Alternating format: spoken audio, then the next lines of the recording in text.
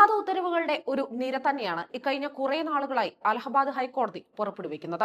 ബലാത്സംഗ കേസിരയെ പ്രതി നിർബന്ധമായി വിവാഹം കഴിക്കണമെന്നത് ഉൾപ്പെടെ ഇപ്പോഴിതാ ബലാത്സംഗവും ബലാത്സംഗത്തിനുള്ള തയ്യാറെടുപ്പും തമ്മിലുള്ള വ്യത്യാസം വിശദീകരിച്ച് വിചിത്രമായ വാദം നടത്തിയിരിക്കുകയാണ് അലഹബാദ് ഹൈക്കോടതി. പെൺകുട്ടിയുടെ മാറിടം സ്പർശിക്കുന്നതും പൈജാമയുടെ ചരട് പൊട്ടിക്കുന്നതും നീർച്ചാലിലൂടെ വലിച്ചിഴയ്ക്കുന്നതും ബലാത്സംഗമോ ബലാത്സംഗ ശ്രമമോ അല്ല എന്നാണ് അലഹബാദ് ഹൈക്കോടതി പറഞ്ഞിരിക്കുന്നത്.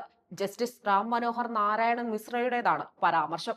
പവൻ, ആകാശ് എന്നിവരുടെ പേരിൽ കീഴ്ക്കോടതി ചുമത്തിയ ബലാത്സംഗ കുറ്റത്തിനെതിരെ നൽകിയ ഹർജി പരിഗണിക്കവെയാണ് കോടതിയുടെ വിചിത്ര നിരീക്ഷണം. ഈ വിധിയിലെ പ്രത്യേകത എന്തെന്നാൽ ബലാത്സംഗവും ബലാത്സംഗത്തിനുള്ള തയ്യാറെടുപ്പും തമ്മിലുള്ള വ്യത്യാസം വിശദീകരിച്ചാണ് ജസ്റ്റിസ് റാം മനോഹർ നാരായണൻ മിശ്ര ഇത്തരത്തിൽ പരാമർശം നടത്തിയിരിക്കുന്നത്. പെൺകുട്ടിയുടെ മാറിടം സ്പർശിക്കുന്നതും പൈജാമയുടെ ചരട് പൊട്ടിക്കുന്നതും നീർച്ചാലിലൂടെ വലിച്ചിഴയ്ക്കുന്നതും ബലാത്സംഗ കുറ്റമോ ബലാത്സംഗ ശ്രമമോ ചുമത്താൻ തക്കതായ കാരണമല്ലെന്ന വിചിത്രവാദമാണ് ജസ്റ്റിസ് റാം മനോഹർ നാരായണൻ മിശ്ര ഉന്നയിച്ചത്. പവൻ, ആകാശ് എന്നിവരുടെ പേരിൽ കീഴ്ക്കോടതി ചുമത്തിയ ബലാത്സംഗ കുറ്റത്തിനെതിരെ നൽകിയ ഹർജി പരിഗണിക്കവെയാണ് ജസ്റ്റിസ് റാം മനോഹർ നാരായണൻ മിശ്രയുടെ പരാമർശം. പ്രായപൂർത്തിയാകാത്ത പെൺകുട്ടിക്ക് നേരെ ലൈംഗികാതിക്രമം നടത്തിയ കേസിൽ കസൻഗഞ്ച് കോടതിയാണ് ഇരുവർക്കുമെതിരെ ലൈംഗികാതിക്രമം പോക്സോ വകുപ്പുകൾ ചുമത്തിയത്. എന്നാൽ കീഴ്ക്കോടതി ചുമത്തിയ കുറ്റങ്ങളിൽ മാറ്റങ്ങൾ വരുത്തണമെന്നും അലഹബാദ് ഹൈക്കോടതി നിർദ്ദേശിച്ചിട്ടുണ്ട്. 2021 കേസിന് ആസ്പദമായ സംഭവം. ലിഫ്റ്റ് നൽകാമെന്ന വ്യാജേന പ്രതികൾ പെൺകുട്ടിയെ വാഹനത്തിൽ കയറ്റി ലൈംഗിക അതിക്രമത്തിന് ശ്രമിക്കുകയായിരുന്നുവെന്നാണ് കേസ്. പെൺകുട്ടിയെ നീർച്ചാലിലൂടെ വലിച്ചിഴച്ചെന്നും പൈജാമയുടെ വള്ളി പൊട്ടിക്കാൻ ശ്രമിച്ചെന്നുമാണ് ആകാശിനെതിരായ ആരോപണം. എന്നാൽ പ്രതി ഈ പ്രവൃത്തിയിലൂടെ പെൺകുട്ടിയെ നഗ്നയാക്കിയതായോ വസ്ത്രം അഴിച്ചതായോ സാക്ഷികൾ പറയുന്നില്ലെന്നുമാണ് കോടതിയുടെ കണ്ടെത്തൽ.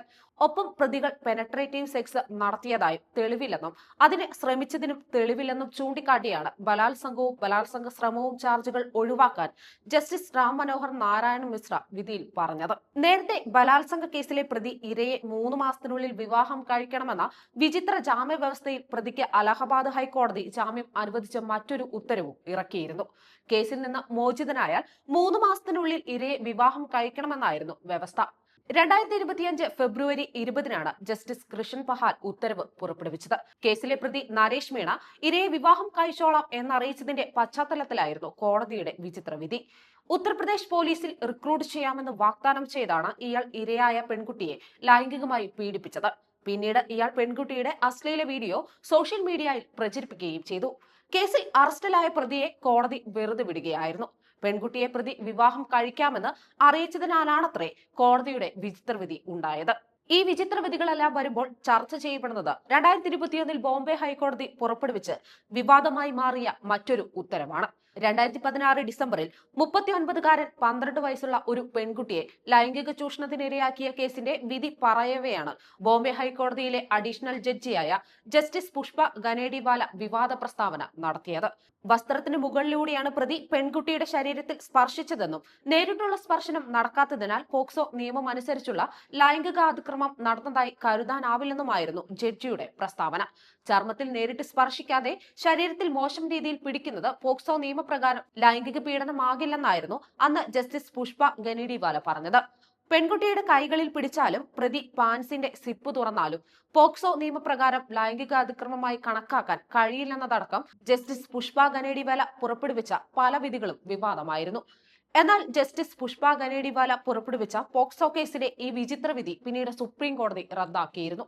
ഇത്രയും തരം താഴ്ന്ന നീതിയില്ലാത്ത വിധി പുറപ്പെടുവിച്ചതിന്റെ അടിസ്ഥാനത്തിൽ ജസ്റ്റിസ് പുഷ്പ വി ഗനേഡിവാലയ്ക്കെതിരെ കടുത്ത നടപടിക്ക് സുപ്രീം കോടതി തയ്യാറായി. ജസ്റ്റിസ് പുഷ്പയെ സ്ഥിരം ജഡ്ജിയാക്കാനായി കേന്ദ്ര സർക്കാരിന് അയച്ച ശുപാർശയടക്കം സുപ്രീം കോടതി കോളേജിയം തിരിച്ചു വിളിച്ചിരുന്നു. പെൻഷൻ അടക്കം റദ്ദാക്കിയിരുന്നു. പിന്നീട് പെൻഷൻ അടക്കം കാര്യങ്ങൾക്ക് വേണ്ടി നീതിന്യായ വ്യവസ്ഥയെ അവർക്ക് സമീപിക്കേണ്ടി വന്നു. ഇത്തരത്തിലൊരു താക്കീത് നേരത്തെ തന്നെ സുപ്രീം കോടതി നൽകിയിട്ടും ചില ജഡ്ജിമാർക്ക് ഇന്നും നേരം വെളുത്തിട്ടില്ല.